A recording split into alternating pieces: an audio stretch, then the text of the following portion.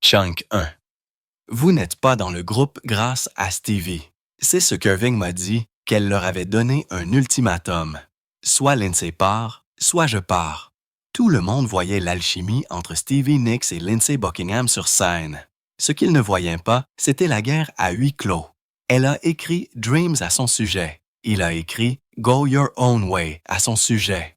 Mais ces chansons n'étaient que le début. 2021, Stevie a finalement révélé ce qui s'était réellement passé. Le sabotage, la jalousie et pourquoi elle a donné au groupe un ultimatum qui a coûté des millions. Elle a même révélé le moment exact où elle a décidé de finir. Sa réaction a prouvé qu'elle avait fait le bon choix. Alice Nennett naît le 26 mai 1948 à Phoenix, Arizona, à l'hôpital Good Samaritan. Elle s'appelait Stephanie Lynn Nicks. Son père, Jess, était une étoile montante du monde des affaires qui était finalement devenu président d'Armour-Dial et vice-président exécutif de Greyhound. Mais sa carrière signifiait que la famille était toujours mouvement. Ils ne se sont jamais installés longtemps. Ce genre de vie a appris à Stevie, dès son plus jeune âge, que rien ne dure éternellement. Même son nom n'est pas resté le même. Quand elle était petite, elle n'arrivait pas à prononcer Stéphanie. Alors, elle s'appelait Ted. Avec le temps, c'est devenu Stevie. C'est resté. Et tout comme son nom, son identité n'a cessé d'évoluer. La musique est entrée dans sa vie grâce à quelqu'un de très proche, son grand-père, Aaron Jess A.J. Nicks Sr., né le 28 mai 1892.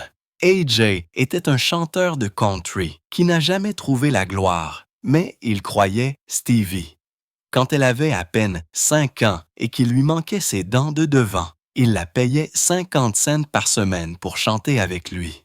Il lui disait « Tu es une chanteuse d'harmonie, ma chérie ». Il répétait des chansons comme « It's Late » de Dorsey Burnett. Il rêvait de l'emmener tourner tant que vieux couple et sa petite-fille, mais sa mère ne voulait pas le permettre. Elle voulait protéger Stevie de ce genre de vie. Pourtant, AJ a allumé une flamme, elle. Chunk 2, il lui a montré que la musique n'était pas seulement quelque chose qu'on entend, c'était quelque chose qu'on ressent et qu'on crée. À cause du travail de son père, la vie de Stevie n'est jamais restée au même endroit. La famille a vécu partout à Phoenix, Los Angeles, Albuquerque, El Paso, Salt Lake City, Chicago et dans plusieurs villes de Californie. Stevie restait parfois arrière pour terminer ses études. Dans sa chanson Candle Bright, elle se décrivait comme une nomade qui a roulé sa bosse toute sa vie. Elle a dû apprendre à s'adapter rapidement, à établir des liens avec les gens rapidement et à accepter de recommencer à zéro. Ce mouvement constant lui a donné la résilience émotionnelle dont elle aurait besoin plus tard, lorsque le monde de la musique deviendrait difficile. Son 16e anniversaire a tout changé. C'était 1964. Ses parents lui ont loué une guitare Goya et lui ont donné des leçons. Le même jour, son premier petit ami a rompu avec elle. Elle a pris le chagrin d'amour et l'a transformé sa première chanson. I've loved and I've lost and I'm sad, but not blue. J'ai aimé et j'ai perdu et je suis triste, mais pas déprimé. Les paroles étaient brutes, simples et honnêtes. I once loved a boy who was wonderful and true, but he loved another before he loved me. J'ai aimé autrefois un garçon merveilleux et sincère, mais il a aimé une autre avant de m'aimer. C'est là que le déclic s'est produit. Elle n'était pas seulement quelqu'un qui aimait la musique, elle était une compositrice et ses parents l'ont vu aussi. Quelque chose avait changé à partir de ce moment-là. La musique n'était pas qu'un passe-temps, c'était son but. Ses goûts musicaux étaient inattendus pour quelqu'un qui allait devenir une icône du rock. Elle a grandi écoutant les 40 meilleures chansons à la radio dans les années 50 et au début des années 60. Elle adorait les groupes de filles comme les Shirelles, Martha Reeves et les Vandellas et les Shangri-Las. Une chanson, Remember Walking in the Sand, l'a hantée de la meilleure des manières. Elle a profondément absorbé ses sons. Puis vint l'influence de la musique country de son grand-père. Ce mélange de pop, de soul, de folk et de country a façonné son style. C'est pourquoi ses chansons ont ensuite si bien mélangé les genres. Chunk 3. C'est aussi pourquoi elle a pu travailler avec des gens comme Tom Petty, Don Henley et même Harry Styles des décennies plus tard. Son son n'avait pas de mur autour de lui, mais tout a vraiment commencé à prendre forme quand elle a rencontré Lindsey Buckingham. C'était 1966, Stevie était dernière année et Lindsey avant-dernière. Ils se sont rencontrés lors d'une réunion de Young Life qui était faite une excuse hebdomadaire pour que les adolescents se rencontrent. Lindsey était assise dans le salon de quelqu'un, train de jouer California Dreaming. Stevie, la sentant seul entendu et s'est approchée. Elle s'est jointe à lui, harmonisant, sans perdre un seul temps. « Je pensais qu'il était adorable », a-t-elle dit plus tard. Leurs voix se mariaient comme si elles étaient faites l'une pour l'autre. Pourtant, après cette nuit-là, ils ne se sont plus revus pendant 2 ans. La magie était réelle, mais le timing n'était pas le bon. Puis, 1968, tout a changé. Lindsey a appelé Stevie. Son groupe, Fritz, avait besoin d'une chanteuse principale. Le groupe avait commencé comme un groupe de lycée, mais réservait maintenant des concerts de plus importants. Stevie a dit oui. Elle avait joué de la musique folk jusque-là, mais Fritz était du pur rock psychédélique. Quelques semaines après son arrivée, elle assurait la première partie de Janis Joplin, Jefferson Airplane et d'autres légendes. Un jour, elle chantait des chansons folk tranquilles, et le lendemain, elle était sur scène devant des milliers de personnes. Fritz lui a donné le cours intensif de rock and roll dont elle ne savait même pas qu'elle avait besoin. Pendant leurs 3 ans et demi dans Fritz, Stevie et Lindsey n'étaient pas impliqués romantiquement. Fait, Stevie sortait avec d'autres personnes. Le groupe avait une règle tacite. Personne ne pouvait sortir avec elle. Pourtant, il ne voulait pas non plus que des étrangers s'approchent d'elle. Si quelqu'un dans le groupe commençait à passer du temps avec moi, les 3 autres démolissaient littéralement cette personne, a-t-elle dit. La tension était constante et cela a usé le groupe.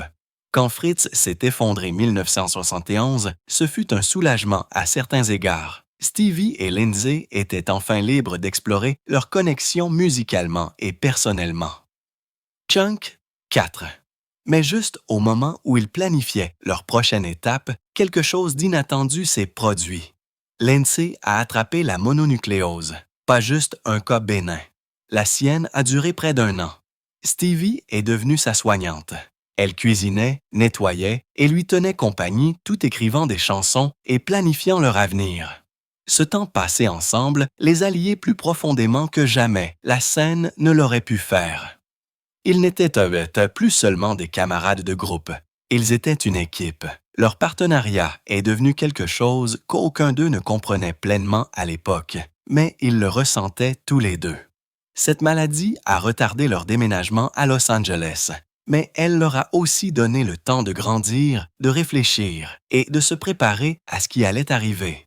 Au moment où Fritz a pris fin, ils avaient déjà fait la première partie de Jimi Hendrix, Santana, Chicago et le Steve Miller Band. Ils avaient joué dans des lieux légendaires comme le Fillmore et le Winterland. Stevie a savouré chaque instant. J'ai vu Jimi Hendrix jouer une fois et je me souviens avoir pensé « Je veux porter des franges blanches, je veux attacher un beau foulard dans mes cheveux », a-t-elle dit.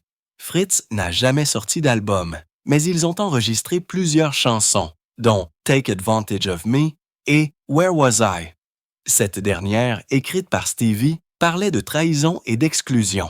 Elle laissait en revoir la profondeur émotionnelle qu'elle allait plus tard déverser dans chaque album de Fleetwood Mac. Lorsque Stevie Nicks et Lindsey Buckingham sont arrivés à Los Angeles à la fin de 1972, leurs rêves de gloire musicale se sont heurtés à une dure réalité. La ville était pleine d'aspirants et la plupart d'entre eux étaient fauchés. Stevie a occupé plusieurs emplois juste pour survivre. Serveuse chez Bob's Big Boy, Clementine's et le Copper Penny. Elle a même nettoyé des maisons pour payer les factures. L'une de ces maisons appartenait au producteur Keith Olsen, l'homme qui produisait leur album. Elle frottait ses planchers le jour et enregistrait des voix la nuit. J'étais assez mature quand j'ai rejoint Fleetwood Mac, a-t-elle dit plus tard. Sinon, je n'aurais pas été capable de gérer le succès du jour au lendemain. L'argent était si serré qu'ils partageaient souvent un seul hamburger ou une part de pizza pour le dîner. Stevie pensait que Lindsay devait se concentrer pleinement sur sa musique. Elle couvrait les factures pour qu'il puisse s'allonger sur le sol avec sa guitare, à s'entraîner jour et nuit. Jen. 5. Leur grande chance était censée arriver 1973 avec leur premier album, Buckingham Nicks, enregistré au Sound City Studio et publié par Paul Yer. L'album avait tout pour plaire. 10 chansons bien ficelées, des musiciens de session comme Wattie Wachtel et Jim Kellner, et des performances solides. Mais l'album a fait un flop. Il a été retiré rapidement et Polydor les a laissés tomber. Leurs noms ont disparu dans l'arrière-plan et leurs dettes n'ont cessé de croître. La couverture a même mal orthographié le nom de Stevie. Malgré son échec, l'album est lentement devenu un classique culte et des années plus tard, il serait réédité. À l'époque, cependant, cela signifiait juste plus de déception. Stevie et Lindsay avaient le cœur brisé. Tous les sacrifices qu'ils avaient faits n'avaient mené à rien. Ils devaient encore de l'argent à Sound City pour les sessions. C'était le fond du baril. Cet échec a mis une sérieuse pression sur leur relation. Vivant dans la pauvreté et constamment sous pression, ils ont commencé à se disputer bruyamment et intensément, ce qui s'est terminé avec Lindsay dormant sur le sol pendant que Stevie restait dans la chambre avec son chien. Stevie a continué à travailler dans des emplois mal payés, tandis que Lindsay refusait de prendre tout ce qui ressemblait à une vente. Elle a dit plus tard « J'étais totalement dévouée à faire sorte que ça marche pour lui. » Elle croyait tellement lui qu'elle se fichait d'être celle qui nettoyait les maisons ou servait la nourriture. Mais ce déséquilibre a créé du ressentiment. Cela lui a fait mal même si elle ne l'a pas montré à l'époque. Des années plus tard, la douleur résonnait encore dans leurs mots et leur musique. Malgré la tension, leur lien avec Keith Olsen est resté fort. Il n'était pas seulement leur producteur, il est devenu leur bouée de sauvetage. Olsen les a laissés vivre dans sa maison. Et retour, Stevie la nettoyait. Ils croyaient eux-mêmes quand personne d'autre ne le faisait. Son studio, Sound City, était rempli de rêves, certains réalisés, d'autres brisés. Olsen avait déjà des crédits avec des groupes comme The Music Machine et finirait par produire plus de 100 albums, obtenant plus de 39 certifications d'or et 24 certifications de platine. Quand d'autres portes se fermaient, il gardait une ouverte pour eux. Il ne les laissait jamais oublier leur potentiel, même quand ils vivaient de miettes et dormaient sur des canapés empruntés. Chunk, 6. Pendant ces séances, ils ont rencontré Wattie Wachtel, un guitariste talentueux, amené par Olsen. Wattie allait devenir une figure majeure dans leurs deux vies. Olsen l'avait prévenu. Lindsay ne sait pas comment jouer avec qui que ce soit d'autre. Aide-le à apprendre. Alors, ils ont improvisé, fumé du hashish et joué de vieilles cassettes de démonstration ensemble. Wattie est devenu un pont entre leur bulle isolée et le monde professionnel des musiciens de session. C'était la première fois que Lindsay devait vraiment collaborer, et cela l'a façonné tant que musicien. Des années plus tard, Wattie serait celui qui jouerait le riff inoubliable sur le succès solo de Stevie, Edge of 17. Cette amitié avait commencé dans l'ombre d'un album raté, et elle n'est jamais partie. Puis, vint le coup du sort qui allait tout changer. À la fin de 1974, Mick Fleetwood a visité Sound City Studio à la recherche d'un nouvel espace pour enregistrer. Fleetwood Mac était difficulté. Bob Welch venait de quitter le groupe et ils avaient besoin d'un nouveau guitariste. Keith Olsen a joué un morceau de Buckingham Nicks, une chanson de 7 minutes intitulée Frozen Love. Fleetwood a été immédiatement accroché. Le son était frais, le travail de guitare électrique. Il était train de groover sur ce solo fulgurant, a dit Lindsay plus tard. Fleetwood ne le savait pas encore, mais c'était le début d'un nouveau Fleetwood Mac. Tout ce qu'il voulait, c'était un guitariste, mais ce qu'il a obtenu était quelque chose d'entièrement différent. Quand Fleetwood a approché Lindsay pour qu'il se joigne à eux, il n'a pas sauté sur l'occasion. Fait, il a hésité. Bien qu'il soit fauché, Lindsay n'était pas sûr de rejoindre un groupe avec une longue histoire dans le blues rock. Ce n'était pas son style. Il aimait la pop, l'expérimentation, les harmonies. Fleetwood Mac était le passé. Il voulait inventer le futur. Il ne voulait pas non plus laisser Stevie derrière. Ils ont tout construit ensemble. Leur son, leur vision, leur sacrifice, tout était partagé. Stevie a vu l'opportunité plus clairement que lui. Elle a s'écouté tous les albums de Fleetwood Mac, essayant de comprendre comment ils pouvaient s'intégrer. « Nous pourrions rejoindre Fleetwood Mac », lui a-t-elle dit. Chunk 7, où nous pourrions déménager à Birmingham, Alabama. Là-bas, il passait à la radio, mais déménager à Alabama donnait l'impression d'abandonner. Stevie savait que c'était leur seule véritable chance. Alors Lindsay a rappelé avec des conditions. S'il se joignait à eux, Stevie viendrait aussi. « Nous sommes un ensemble », a-t-il dit à Fleetwood. C'était inattendu. Fleetwood n'avait jamais imaginé ajouter à la fois un guitariste et une chanteuse. Il était inquiet de la réaction de Christine McVie, la seule femme du groupe à l'époque. Mais après mûre réflexion, le groupe a accepté. Stevie et Lindsay se joindraient tous les deux. C'était risqué. Cela changerait tout de Fleetwood Mac, leur son, leur chimie, leur identité. Mais c'était un risque qui valait la peine d'être pris. Le soir du Nouvel An 1974, Stevie et Lindsay ont officiellement rejoint Fleetwood Mac. C'était la fin d'un chapitre et le début de quelque chose qu'aucun d'eux n'aurait pu prédire. Quelques semaines plus tard, le 26 janvier 1975, ils ont commencé les répétitions. Ils avaient encore quelques-uns spectacles de Buckingham Nicks à terminer, dont un dernier à Birmingham, Alabama. Ce soir-là, ils ont vendu tous les billets d'une salle de 6000 places. Nous étions totalement inconnus à Los Angeles, s'est souvenu Lindsay, mais à Birmingham, ils étaient fous. C'était poétique. La ville qui les avait accueillis pendant leur échec leur a offert un dernier cadeau d'adieu avant qu'ils ne fassent partie de l'histoire du rock. Au début de 1976, Fleetwood Mac est entré studio pour enregistrer Rumours. Mais, coulisses, tout s'effondrait. Stevie Nicks et Lindsay Buckingham venaient de rompre. Ils ont essayé de faire semblant que tout allait bien pour le bien du groupe. Nous étions en train de rompre quand nous avons rejoint Fleetwood Mac, a dit Stevie plus tard. Elle a admis qu'ils s'étaient remis ensemble temporairement juste pour empêcher le groupe de s'effondrer. J'étais assez intelligente pour savoir que si nous rompions au cours du 2e mois de notre présence à Fleetwood, Mac, cela aurait fait exploser toute l'affaire. Alors, elle a joué la carte de la gentillesse. Elle a gardé les choses agréables. Lindsay, non. Il était froid, distant et amer. Chunk 8, et ils n'étaient pas les seuls à lutter. Christine et John McVie, mariés depuis 8 ans, ont cessé de se parler dehors du studio.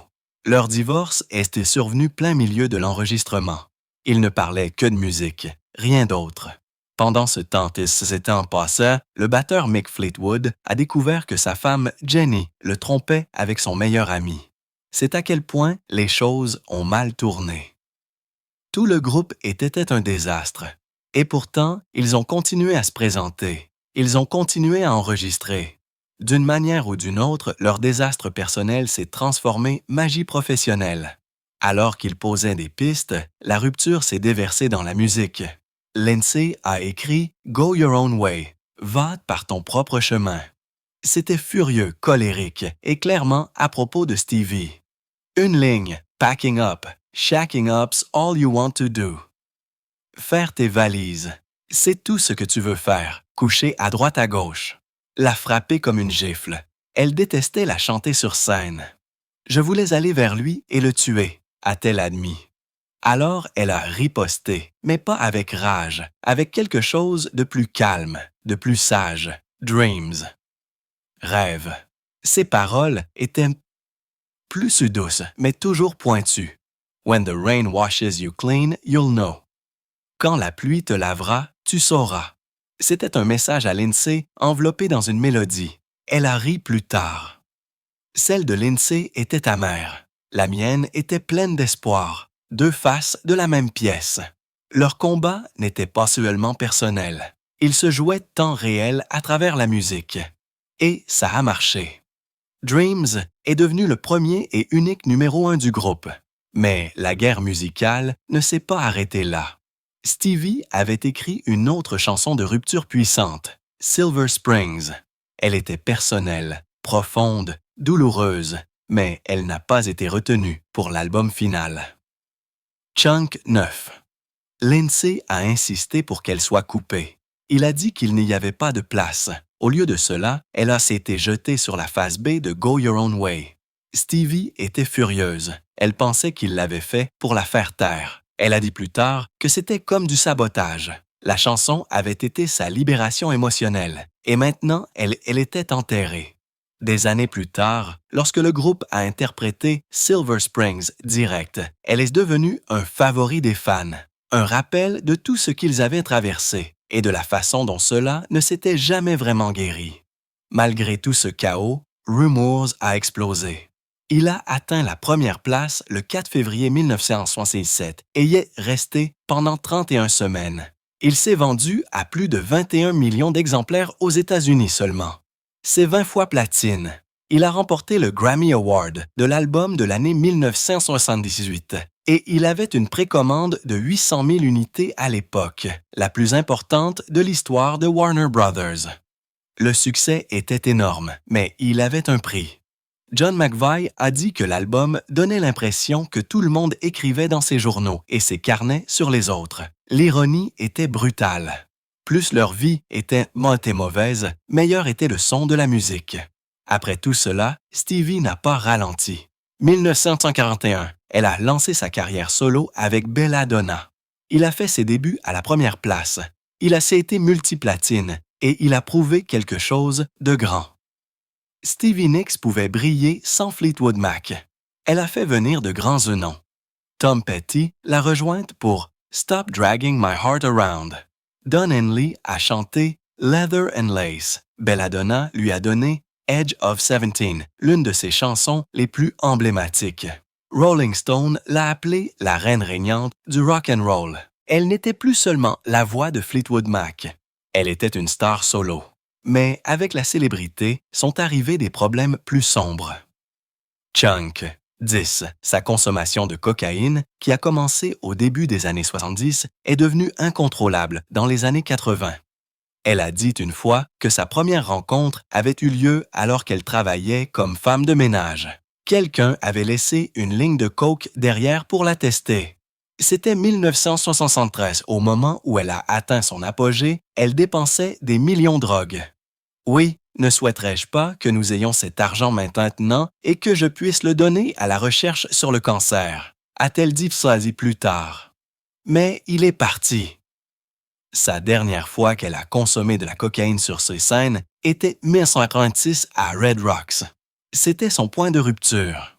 Pendant 2 ou 3 ans, c'était amusant, a-t-elle admis, mais ça se transforme un monstre et ça va te tuer. Malgré la dépendance, sa carrière a continué de progresser. 1983, elle a sorti The Wild Heart avec Stand Back. Il avait un son frais, lourd synthé, moderne, mais avait toujours son ambiance mystique. Puis vint Rock a Little 1985, qui comprenait Talk to Me. Les 2 albums ont été certifiés platine. Elle était tournée, enregistrée, se produisait, tout faisant toujours partie de Fleetwood Mac, mais le rythme était écrasant. Et les drogues la maintenaient vie. C'est devenu un cycle dangereux. Le succès a mené à la pression a mené aux drogues, et les drogues la maintenaient sur scène. Et puis, il y a eu la liaison. Pendant la tournée australienne de 1967, Stevie et Mick Fleetwood sont devenus amants. C'était bref, mais compliqué. Mick était aux prises avec un mariage brisé. Stevie se remettait encore de Lindsay. Ils ont trouvé du réconfort l'un dans l'autre, mais cela n'a fait qu'embrouiller les choses. Elle voulait de l'aide. Elle avait assez de la cocaïne, du chaos, du high sans fin qui s'accompagnait toujours d'un crash. Alors, à la fin des années 1980, Stevie est allée voir un psychiatre. Elle espérait trouver une issue. Au lieu de cela, on lui a remis du clonopine. Le médecin lui a dit que cela l'aiderait. Il a dit que c'était plus sûr, légal, propre, rien comme la cocaïne. Mais il ne l'a jamais averti de ce que cela lui ferait. Il ne lui a jamais dit que cette petite pilule s'emparerait de sa vie et ne la lâcherait pas pendant 8 longues années. Au début, le Klonopin ressemblait à un soulagement. Chunk 11, il était prescrit. Il était accompagné de réconfort. Il la faisait se sentir stable. Mais bientôt, il a fait quelque chose de pire que la cocaïne n'avait jamais fait. Il l'a rendue dépendante. Il a émoussé son esprit. Il lui a fait oublier qui elle était. Et parce qu'il venait d'un médecin, il se sentait légitime. Même quand il la détruisait de l'intérieur, elle avait troqué une dépendance contre une autre.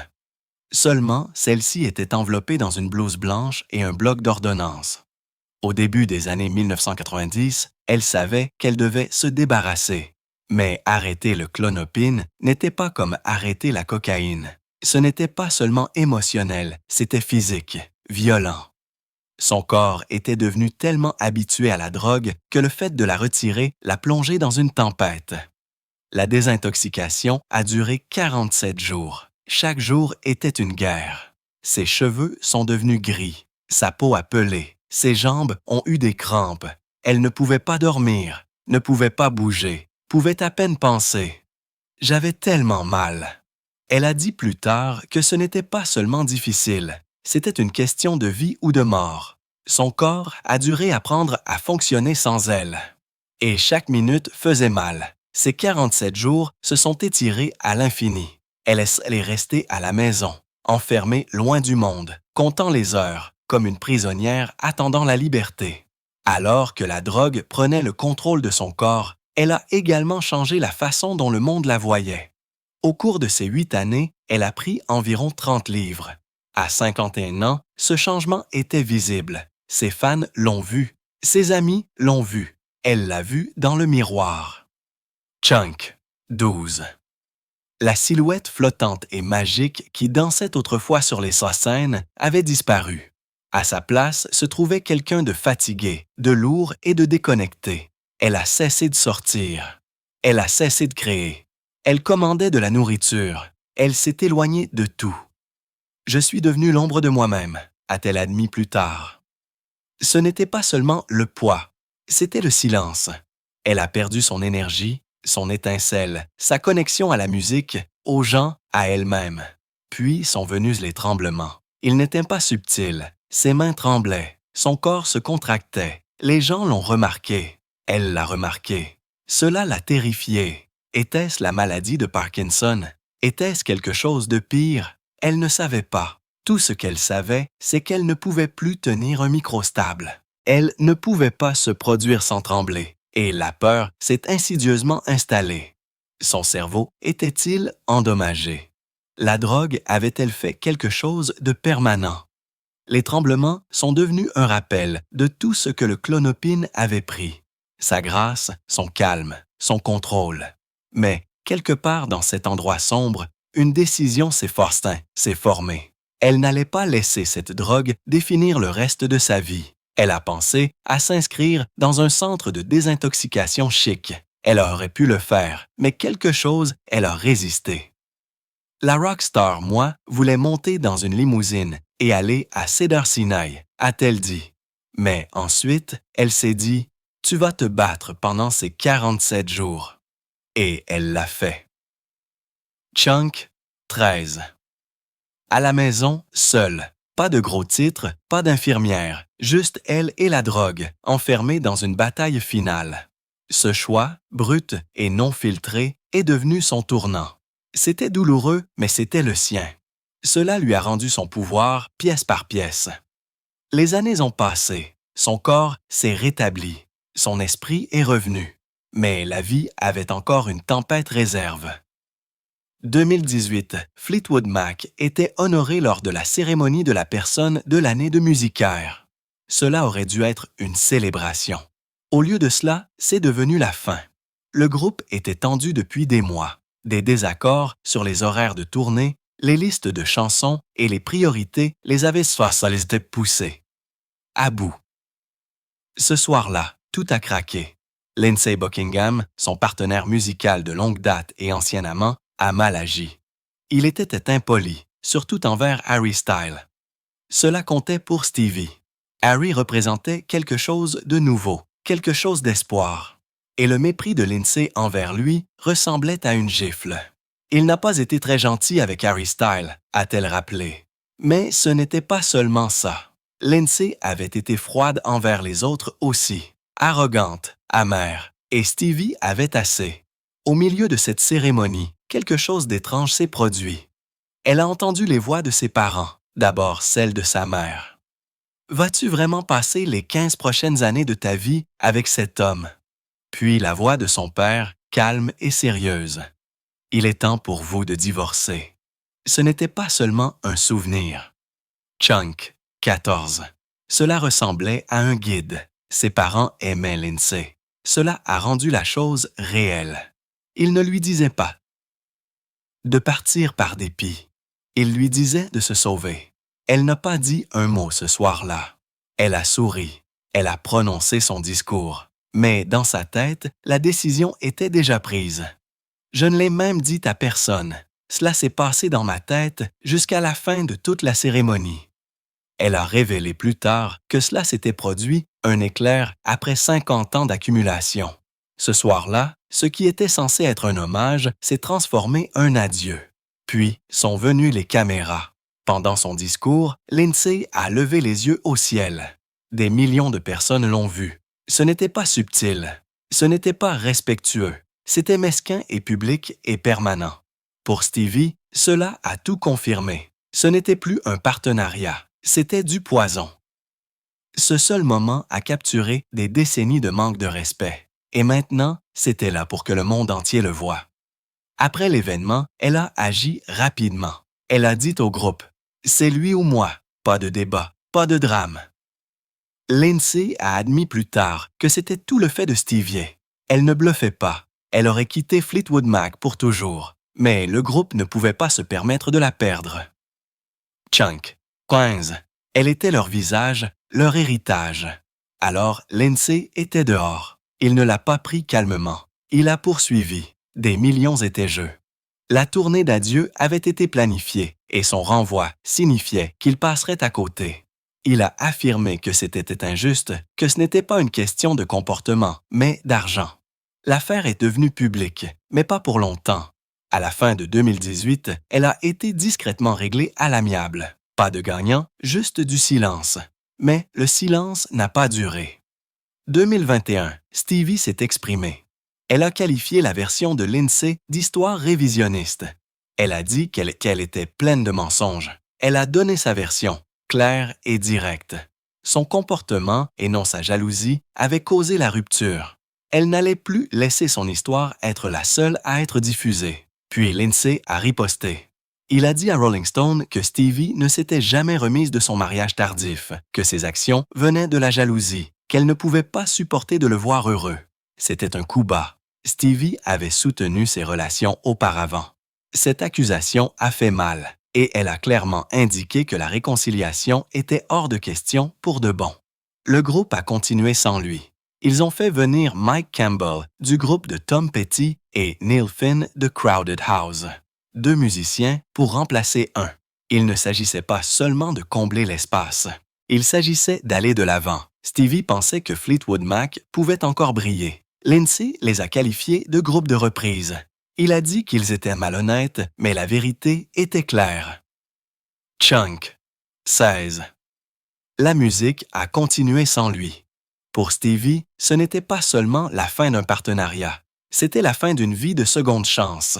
Elle avait survécu aux clonopines, survécu au sevrage, survécu à la perte de soi. Et maintenant, elle avait survécu au fait de lâcher prise de quelqu'un qui signifiait autrefois chaque respiration.